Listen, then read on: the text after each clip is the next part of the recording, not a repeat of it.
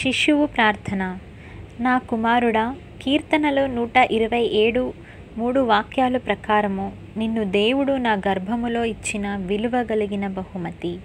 వేళ్ల కొలది విందు అణువులను జయించి నా గర్భంలో వచ్చి ఉన్నావు ఈ లోకమును జయించుటకు. నీవు సాధారణమైన వాడవు కాదు. నీవు దేవుని కొరకు అసాధారణమైన కార్యములను చేయుట కొరకు వచ్చిన వాడవు. పరిశుద్ధమైన దేవుడు నీ ఆత్మను పరిశుద్ధపరచి నా గర్భములో పంపియున్నారు. నీ తలంపులు, ఆలోచనలు, క్రియలు, ప్రాణాత్మ, శరీరము అన్నీ పరిశుద్ధమైనదిగా ఉండాలి. కీర్తనలు 139 16వ వాక్యము ప్రకారము నీ శరీర భాగము, నీవు రూపింపబడే విధానము, రోజులు ఆయన పుస్తకములో రాయబడి ఉన్నవి.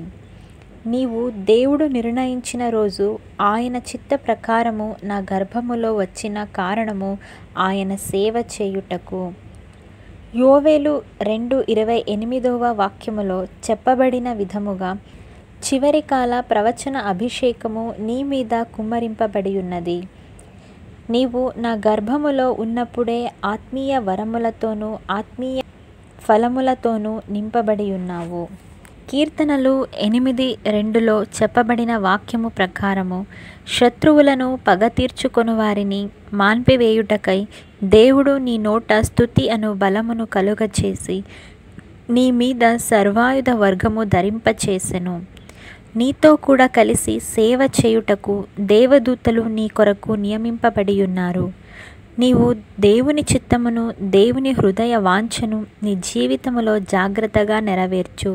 దేవుడిని నీ పూర్ణ హృదయముతోనూ, నీ పూర్ణ ఆత్మతోనూ, నీ పూర్ణ బలముతోనూ ప్రేమించుదువుగాక. ప్రభువు నిన్ను సృష్టించెను అని నీ జీవిత కాలమంతా మరవకుము. ఆయన ఒక్కరికి మాత్రమే ఆరాధన చేయుదువుగాక. పితరులు జీవితములో నడిచిన విశ్వాస మార్గములో నీవు నడవడానికి జాగ్రత్తపడు. నీవు నీతి న్యాయము చేసి ఏ పరిస్థితిలోనైనా దేవుని ఆజ్ఞలను, మార్గములను కైగొని నడుచుకోవాలి. నీ ద్వారా అనేక అద్భుతములు జరగబోతుంది. దయ్యములు నిర్మూలము కాబోతుంది.